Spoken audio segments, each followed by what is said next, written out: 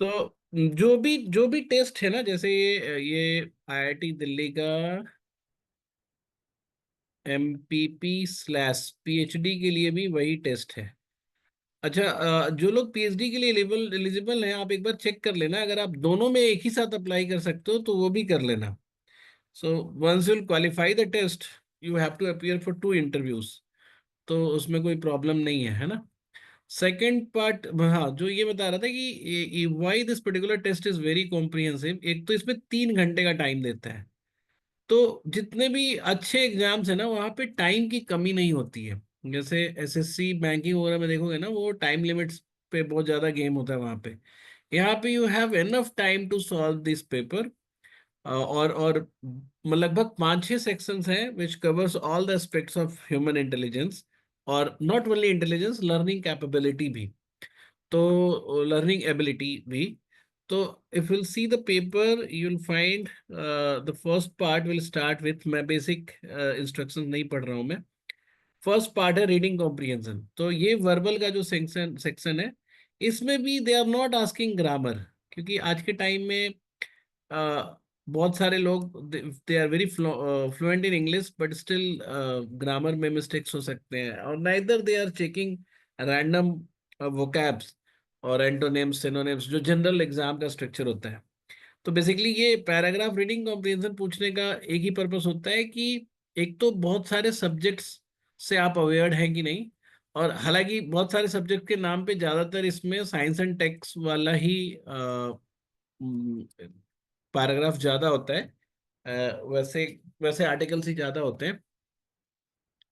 तो to prepare for this, अगर आप ड्राइव एक्सेस है आपके पास, तो ड्राइव एक्सेस में आरसी, जो डिफरेंट वैरायटी ऑफ आरसीज है, उसमें साइंस एंड टेक वाली भी आरसी का एक वो है, पीडीएफ है, वो भी आप कर लेना। और 4 पेपर तो आईआईटी दिल्ली वाले ही हैं, तो वो आप कर ही सकते हो। तो करने का मतलब क्या है कि at least these topic of science you will be, मतलब थोड़ा सा अवेयर हो जाओगे। So just you can see, ये पहला पैराग्राफ है, why is the behaviour change a better bet than techno optimism. तो इसके ऊपर ये पैराग्राफ है, साइंटिफिक आर्टिकल है बेसिकली। और फिर you will have 4 to 5 questions based on that. तो ये आपके पास total number of question 30 questions हैं, which is based on paragraph. और बेस्ट पार्ट ये है कि देखो यहाँ पे इन लोगों ने ना आर्टिकल का वो भी लिख रखा है, मतलब इनिशियल टॉपिक नेम भी लिख रखा है, तो इससे गाइडेड वो हो सकती है, रीडिंग हो सकती है। बिकॉज यू डू नो कि व्हाट इज अबाउट, कैट में नहीं देते हैं, मतलब ऐसे आर्टिकल का नाम नहीं देते हैं, सीधा आर्टिकल शुरू कर देते हैं। तो जेम्स बॉन्ड एंड इनोवेशन, ये बहुत इंटरेस्टिंग है, मैंने पढ़ा, इसी को पढ़ा एक्चुअली, मैं पेपर देख रहा था तो। और इसको पढ़ के तो मैं रियलाइज हुआ कि सारी बातें ये सही कर रहे हैं, and how much movies helps in growth of science and tech और इवन मैनेजमेंट। तो तुम लोग इसको देखो। सर ये पेपर कहाँ आप ग्रुप में भेज दिए हैं? ग्रुप में भेजने की जरूरत नहीं थी, क्योंकि it is there on IIT Delhi website, मैंने लेकिन ड्राइव पे डलवा दिया है, ठीक है, ईयर वाइज। अभी ठीक है, सर चैट में भेज दीजिएगा, चैट पे please। हाँ भेज दूंगा अभी, एक सेकेंड। तो ये 30 क्वेश्चंस हैं। और उसके बाद देखो क्वांटिटेटिव रीजनिंग लिखा हुआ है, इट्स नॉट क्वांटिटेटिव, वो मैथ्स का टेस्ट है ना, क्वांटिटेटिव रीजनिंग है। रुको मैं भेज भी देता हूँ पहले। और ये वाला पार्ट मैं सॉल्व करूंगा, क्वांटिटेटिव रीजनिंग वाला, विथ यू। ये एकदम लास्ट ईयर वाला पेपर है, they have given all the papers, मतलब पिछले 4 साल से हो रहा है टेस्ट, तो सारे पेपर्स उन्होंने दे रखे हैं। तो ये लास्ट ईयर वाला है, तो ये मैंने सोचा कि इसी से स्टार्ट करते हैं। मैंने भेज दिया, ठीक है। अब जैसे तुम ये देखो, क्वेश्चन नंबर ये 31, suppose A and B are integers, A square is equal to B cube, A square is equal to B cube, ठीक है। तो इस सर डी केस होगा में क्या आंसर? क्या चीज, इसका आंसर डी होगा क्या? बताओ कैसे होगा? मतलब मैं पहले से नहीं जानता हूँ, मतलब I haven't solved it before. तो मैं तो बस ये बता रहा हूँ कि इसमें रीजनिंग ही लगाना होता है। इंटीजर कैसे किया तुमने डी? जैसे अगर हम इसमें एक अगर पॉजिटिव रख के देखें तो 8 स्क्वायर जो होगा वो 4 का क्यूब होगा। और if I will make anything negative अगर हम डालें तो नेगेटिव अगर यहाँ पे कुछ होता तो नेगेटिव का क्यूब जो होगा वो नेगेटिव हो जाएगा। और या फिर हाँ, ये ऐसा भी कर सकते थे ना कि the same we can say about -8 square 4 cube. तो अगर तुम पहले वाले केस में देखो तो ए बड़ा है बी से, और दूसरे वाले केस में देखो तो ए छोटा है बी से। तो the relationship can not be determined from the information given. ठीक है, हाँ बिल्कुल ठीक है किसले। गुड। तो इस क्वेश्चन को देख के तुम्हें क्या लगता है Nikhil, is it from IIT? नहीं ना? नहीं सर, इसमें तो बस ये पता होना चाहिए कि इंटीजर क्या होता है।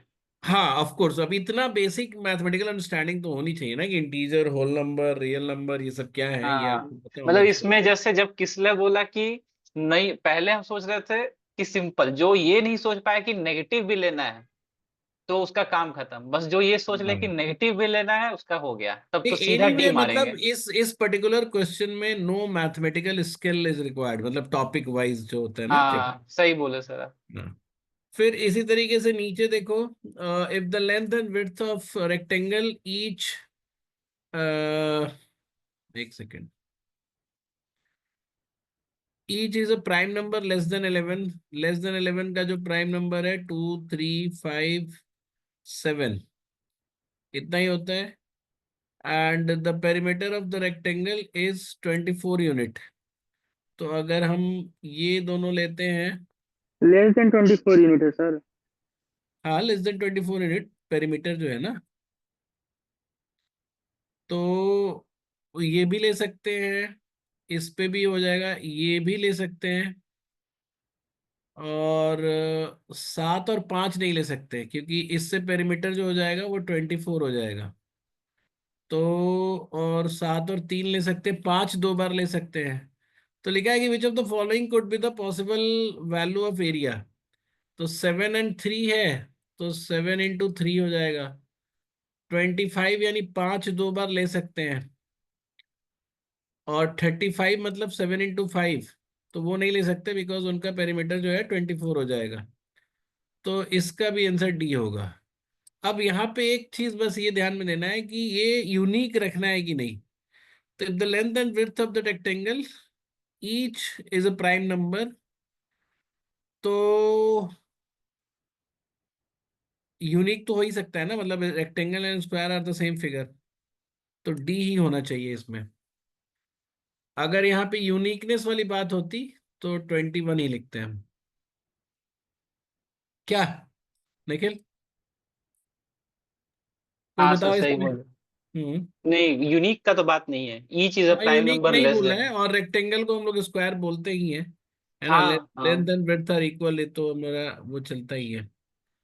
फिर हाँ सर, हम्म। कॉन्सेप्ट ही चेक कर रहा है, किसको पता है कि स्क्वायर भी होती है ये चीज। हर में सर एक पर्टिकुलर चीज चेक हो रहा है कि हाँ कोई मतलब बच्चा बेसिक। अपने यूनिक ना सोच ले। फिर अगर इसको देखो नेक्स्ट क्या बोलते हैं, x² एंड y³ ये लेस देन 0 है। तो ये लेस देन 0 होने के लिए एक बात की गारंटी है कि y नेगेटिव होना स्क्वायर चाहिए। कहाँ है सर? स्क्वायर ही तो है ये, square and cube he okay. है ना। तो ये ये इसके नेगेटिव होने के लिए ये पक्का है कि y नेगेटिव होना चाहिए। और x can be anything, x जो है पॉजिटिव और नेगेटिव कुछ भी हो, फाइनली स्क्वायर होके तो पॉजिटिव हो ही जाएगा। तो which of the following must be true, ये नहीं, x कुछ भी हो सकता है। अच्छा xy<0, तो अगर x नेगेटिव लेंगे y नेगेटिव लेंगे तो वो तो >0 हो जाएगा, तो ये भी नहीं हो सकता है। अच्छा x × y², तो y² तो पक्का पॉजिटिव हो जाएगा क्योंकि y तो नेगेटिव लेना ही है। And x can be anything, negative और पॉजिटिव, तो ये भी गारंटी से नहीं बोल सकते। तो नन ऑफ द अबव, क्या है, केवल डी होगा क्या आंसर? ठीक है, ये भी ठीक है ना, समझ में आ गया ये? Yes sir. Pretty obvious. किसले बताओ। यस सर, यस सर, इसे सॉल्व कर चुका हूँ सर मैं। अच्छा ये कर चुके हो, ठीक है, मतलब ये ठीक है ना, मतलब मैं हाँ पहली बार कर हाँ। रहा हूँ तो आई डोंट नो, है ना, ह्यूमन एरर इज पॉसिबल। तो मैं ये बता रहा था कि हूसोएवर इज देयर, जो एलिजिबल है आईआईटी दिल्ली एमपीपी के लिए, आई थिंक कविस को छोड़ के एवरीवन इज एलिजिबल हियर। नहीं कविस? नहीं नहीं sir, I am also eligible. अच्छा you are also eligible, very good. तो तुम लोग को ना बस अच्छे से पेपर दो और इंटरव्यू ही देना होगा, इंटरव्यू से ही तुम सेलेक्ट या रिजेक्ट हो गए। आई डोंट इतना थिंक ये पेपर कुछ बहुत मैटर करेगा तुम्हारे लिए। आप इतना ना कॉन्फिडेंस दे रहे हैं कि अब लगता है ये भी निकाल देंगे। हाँ हाँ निकल जाएगा, तुम देखो ना भाई, मैं झूठ का थोड़े ना कॉन्फिडेंस दे रहा हूँ। अभी तक कुछ मिला ही नहीं, देखो लास्ट में I will show you the paper. Last में दो तीन क्वेश्चन हैं जो कि आई थिंक ये मैं ऐसे उड़ता उड़ता देख रहा था, ये प्रोबेबिलिटी वाले एक दो क्वेश्चन है जिसके लिए आप मॉडर्न मैथ शायद आपको पढ़ना पड़े। उसके अलावा I don't think anything is difficult here. ठीक है, चलो ठीक है, इसको भी अभी स्किप करते हैं, will be solving it later. Paper analysis है तो वही कर लिया जाए। उसके बाद देखो सीधा 35 questions are analytical and logical reasoning. And the only key to qualify this section और डू दिस सेक्शन इज कि जितने हो सके उतने क्वेश्चंस करो। बुक में DILR के बुक में भी मिक्स्ड क्वेश्चंस हैं वो करो, और ड्राइव में भी मिक्स्ड क्वेश्चंस हैं वो करो, और ये 4 साल के पेपर है तो कर ही लो। ठीक है। और ये मतलब क्वेश्चन करने का मतलब ये है कि कई बार ना इनके डेटा देने का तरीका थोड़ा ऑड सा हो जाता है तो आपको लगता है कि ये सॉल्व नहीं होगा, बट सारा एनालिटिकल और रीजनिंग एबिलिटी से ही है। और यहाँ पे you don't have to have any prerequisite mathematical और क्वांटिटेटिव कंसेप्ट। तो हम लोग ये सारे क्वेश्चंस को करेंगे, will make you comfortable with this. तो ये तुम लोग के लिए होमवर्क में भी है कि इसको कर लेना। तो नेक्स्ट क्लास में विल सॉल्व दिस। और बुक में आई मार्क यू, और हो सकता है कि PDF में अलग से दे दूं तुम्हें इस टाइप के क्वेश्चंस को करने के लिए। सारे क्वेश्चन ना बस बेसिक एनालिटिकल, ये 35 क्वेश्चन में आई डोंट थिंक अगर तुम थोड़ा सा भी कोशिश करो तो 25 तक कर लोगे। ये वाला जो पार्ट है 61 to 67 ये लिखा हुआ है, ये सिलोगिज्म कहलाता है। अच्छा लेक्चर भी हमने डाल रखा है यूट्यूब पे, और तुम लोग के लिए भी ले लेंगे इफ नीडेड। ठीक है, if you are not comfortable इसमें तो 100% आपका सही होना चाहिए। जैसे एक बताता हूँ तुम्हें। ठीक है, तो ये स्टेटमेंट है, ये कंक्लूजन है, और आपको बताना है कि कौन कौन सा फॉलो करता है। तो जैसे मान लो पहला स्टेटमेंट देखो, all bombers are plane planes. तो ये हो गए bombers, all bombers are planes. और ऑल प्लेन्स आर चीप, तो ऑल प्लेन्स आर चीप ऐसे बनेगा। फिर लिखा है all bombers are cheap, of course this will follow. Some planes are bombers, bombers ये भी फॉलो करेगा, है ना। Fighters are not cheap, fighter के बारे में कहीं कोई जिक्र ही नहीं है स्टेटमेंट में, तो इसकी तो हम बात ही नहीं करेंगे। तो A and B फॉलोस। तो ये तो हालांकि बहुत आसान था। अगर कुछ टिपिकल भी होगा ना तब भी वो कर लोगे। I have the lecture also about this, और किताब में भी ऐसे क्वेश्चंस हैं तो इसको कर लेना। तो ये 35 क्वेश्चन में समझो कि 30 क्वेश्चंस तो तुम्हारे परफेक्टली वो बन जाएंगे। कुछ इस टाइप का भी क्वेश्चन होता है, दिखाता हूँ मैं।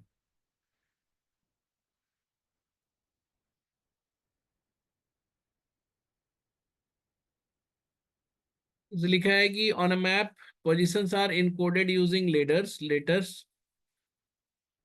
Special characters and positive numbers. A30 @ B implies A is 20 kilometre north of B।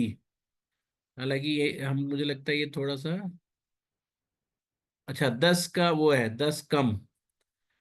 और इसी तरीके से लिखता है कि A' implies A is 75 kilometre east, तो ये नॉर्थ ये ईस्ट ऐसे करके मतलब तुम्हें आइडेंटिफाई कर लेना है और फिर उस हिसाब से बताना है। तो ये बेसिकली ऐसे क्वेश्चन को हम लोग बोलते हैं frame of reference, new frame of reference पे बेस्ड। तो जैसे जिस तरीके से हम सोचते हैं उस फ्रेम ऑफ रेफरेंस को ये चेंज कर देंगे and they will give you very simple problem to solve. तो ये दोनों क्वेश्चन इसी पे बेस्ड है। मैं इसलिए नहीं कर रहा हूँ सॉल्व यहाँ पे क्योंकि this will be homework for you. ये पूरी जो एनालिसिस है जस्ट टू टेल यू कि बहुत सिंपल एफर्ट से ये पेपर आपका निकल जाएगा।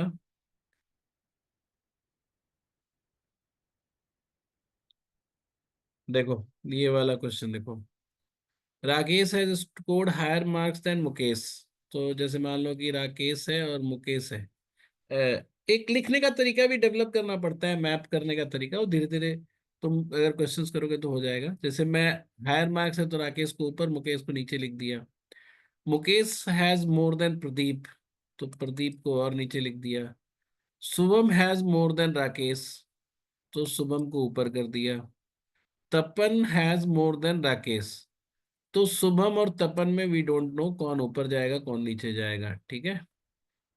द करेक्ट ऑर्डर, क्योंकि तपन तो राकेश सब ठीक है, the correct order from the highest to lowest score is, तो ये हो जाएगा D. It is not possible to say using this statement. ठीक है, क्योंकि यहाँ पे हम नहीं डिसाइड कर पाएंगे।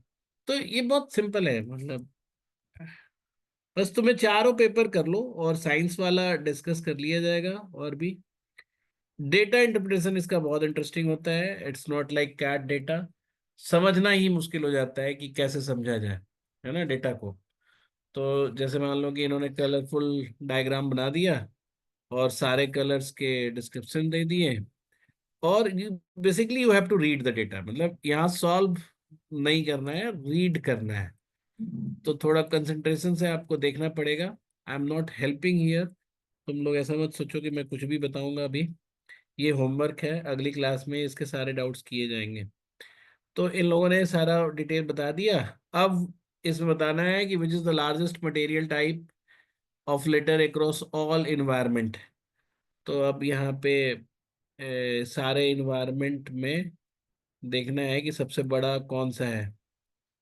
तो हमको लगता है यही वाला होगा, ब्लू, डार्क ब्लू वाला, आर्टिफिशियल पॉलीमर वाला। सब जगह तो यही बड़ा दिख रहा है। सर वहां पे कलरफुल पेपर प्रिंट करके हाँ देता है। हाँ, ये कलरफुल देंगे।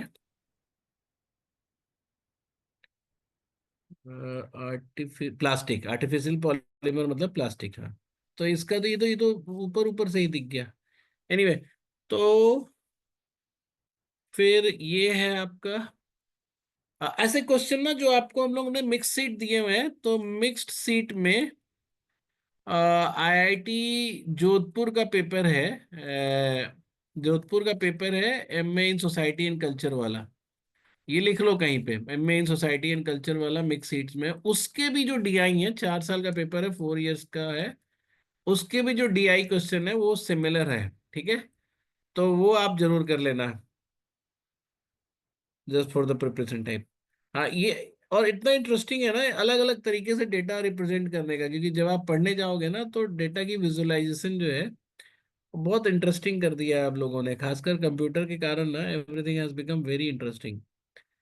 तो सो पहले जैसे केवल बार ग्राफ और लाइन ग्राफ हुआ करता था, और स्टैटिस्टिक्स भी बहुत इवॉल्व हो गया ना। तो अलग अलग तरीके से डेटा रिप्रेजेंट होता है, तो सबको रीड करने का तरीका। और फिर तुम देखो लास्ट में जो है 5 क्वेश्चन जो है नॉन वर्बल रीजनिंग का है। ये भी बहुत सिंपल है, इसको भी आप लोग ट्राई करोगे तो बहुत आराम से बन जाएगा। ठीक है, कौन सा ये आएगा आपका, ये बताना है। तो आपका जो भी सेक्शन अच्छा है, अगर आप वर्बल में अच्छे हैं तो 30 क्वेश्चंस का थोड़ा साइंस एंड टेक के आर्टिकल पढ़ो और उसके क्वेश्चंस करो। तो इसमें 10 क्वेश्चन आपके क्वांटिटेटिव रीजनिंग के हैं। फिर 35 क्वेश्चंस आपके एनालिटिकल एंड लॉजिकल रीजनिंग के हैं। ये दोनों बड़े सेक्शंस हैं, और लास्ट में 5 क्वेश्चन जो है स्पेशियल रीजनिंग के हैं। ठीक है, तो जो आपका स्ट्रॉन्ग पार्ट है उसमें ज़्यादा काम करो, और पेपर तो सारे ही सॉल्व करो। जिस जिस टाइप के क्वेश्चंस की मतलब हालांकि ट्राइब में है सब तरह के क्वेश्चंस, कमी होगी तो विल प्रोवाइड यू दैट। ठीक है, और इसका हम 2-3 मॉक भी आपको करा देंगे।